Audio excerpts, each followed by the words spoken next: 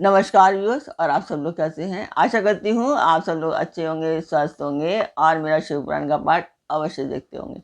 तो कल मैंने आपको शिवरात्रि के बारे में बताया था कि शिवरात्रि का संकल्प किस प्रकार लेना चाहिए और किस प्रकार उसकी पूजा अर्चना करना चाहिए। वो शिव जी बता रहे थे जो शिव पुराण में लिखा हुआ है उसके अनुसार। तो वो मैंने आपको बताया था। अब हम आज आगे चलेंगे इसके। तो ये मैं बताती चलूँ कि जो नए दर्शक हैं उनके लिए कि जो आज पहली बार देख रहे हैं कि ये पाठ मैं जो कर रही हूँ मंदिर के लिए कर रही हूँ। इसमें आप लोग मेरा सहयोग करें, सब्सक्राइब करें, लाइक करें और शेयर करें, और अपने परिवार और मित्रगणों से भी सब्सक्राइब एंड शेयर करने के लिए अवश्य कहें, पर्सनली कहें, ताकि मेरा ये उद्देश्य पूर्ण हो पाए। तो जिस मंदिर का मैं वर्णन कर रही हूँ उस मंदिर की मैं वीडियो डालती हूँ। हर वीडियो में डालती हूँ, 5 सेकंड की वीडियो है। तो आप लोग देखें और मुझे बताएं कि आपको मेरा पाठ कैसा लगता है। अवश्य बताएगा जी, कमेंट अवश्य किया कीजिए, क्योंकि उससे मोटिवेशन मिलती है।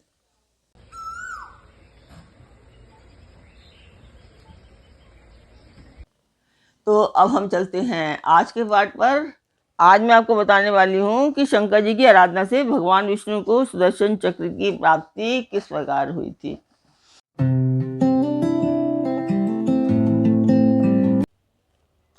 तो एक बार की बात है कि दैत्य पृथ्वी पर बहुत बढ़ गए थे।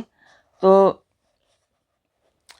उस समय भगवान विष्णु ने हरीश्वर शिव से ही सुदर्शन चक्र प्राप्त किया था। तो जब दैत्य बहुत ज़्यादा बढ़ गए और वो लोगों को पीड़ा पहुंचाने लगे, तो और धर्म का लोप होने लगा, यानी कि धर्म डूबने लगा, तब उन महाबली और पराक्रमी दैत्यों से पीड़ित होकर के देवताओं ने जो भगवान विष्णु थे उनको अपना दुख बताया कि मतलब इस तरीके से ये सब कुछ हो गया है। तब भगवान विष्णु ने कैलाश पर जा कर के वो विधि पूर्वक, जैसे अपना प्रॉपर पूजा करनी चाहिए उस तरीके से, वो कैलाश में जा कर के शिव जी की पूजा करने लगे।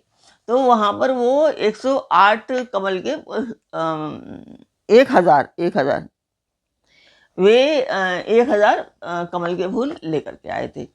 तो अब शिव जी को जब पता लगा तो कि वे पूजा कर रहे हैं, तो उन्होंने एक फूल वहाँ से कहते हैं कि उठा लिया।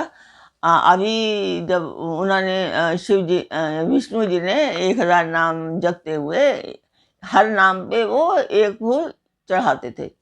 तो अभी एक कम पड़ गया। अब उन्होंने क्या कि अब क्या करें। तब उन्होंने अपनी एक फूल के जगह पर अपनी एक आँख चढ़ा दी।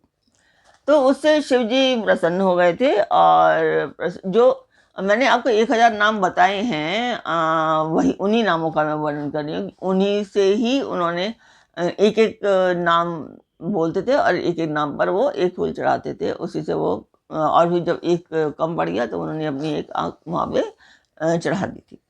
तो उससे तो जब शिव जी उनसे प्रसन्न हो गए और फिर वो वहाँ पर आए, तो उन्होंने क्या कहा मैं बताती हूँ आपको कि हरे सब प्रकार के अनर्थों की शांति के लिए तुम्हें मेरे स्वरूप का ध्यान करना चाहिए। अनेक अनेक दुखों का नाश करने के लिए इस सहस्त्र नाम को पाठ करते रहना चाहिए।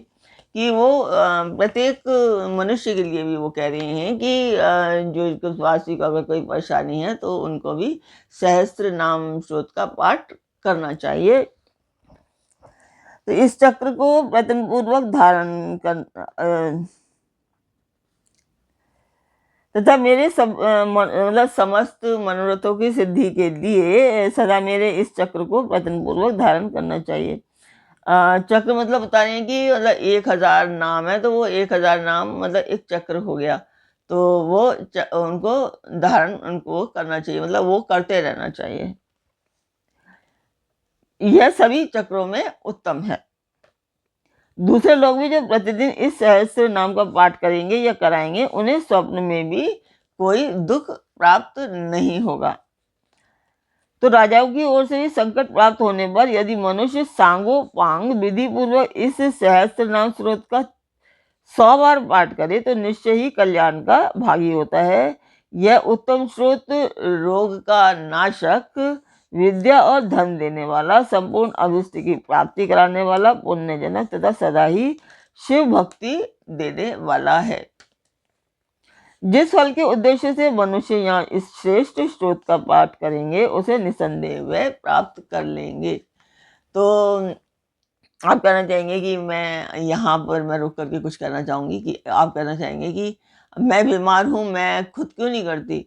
मैं खुद कर रही हूँ, इसी का फल मुझे शायद मिल रहा है। शिव जी की महिमा है मेरे जो उनका मेरे पर आशीर्वाद है कि मैं यहाँ तक इतने साल तक अभी तक जीवित हूँ और कोई भी परेशानी आती है मैं उससे निकल जाती हूँ।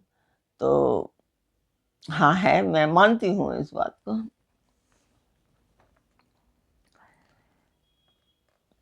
तो जो प्रतिदिन उठ करके मेरी पूजा के पश्चात इसका पाठ करता है, सिद्धि उसे उससे दूर नहीं रहती है। उसे इस लोक में संपूर्ण अभिष्ट को देने वाली सिद्धि पूर्ण प्राप्त होती है। अंत में वह सायुज्य मोक्ष का भागी होता है, इसमें कोई संशय नहीं है।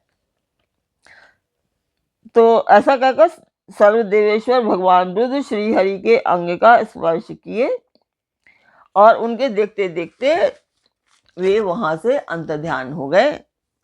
भगवान विष्णु भी शंकर जी के वचन से तथा उस शुभ चक्र को या जाने से मन ही मन बड़े प्रसन्न हुए। फिर वे प्रतिदिन शंभु के ध्यान पूर्वक इस स्रोत का पाठ करने लगे।